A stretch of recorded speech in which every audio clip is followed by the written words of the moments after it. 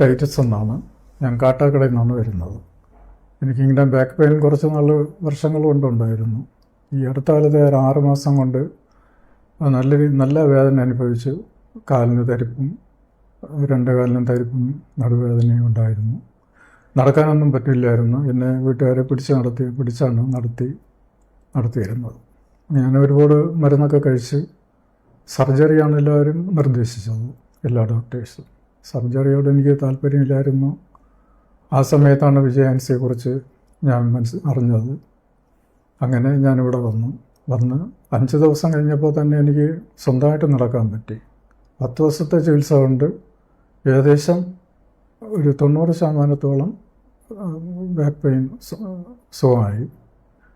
ഇപ്പോൾ ഒരു 20 ദിവസത്തെ ചികിത്സ കഴിഞ്ഞപ്പോൾ പൂർണ്ണമായിട്ടും ബാക്ക് പെയിൻ മാറി.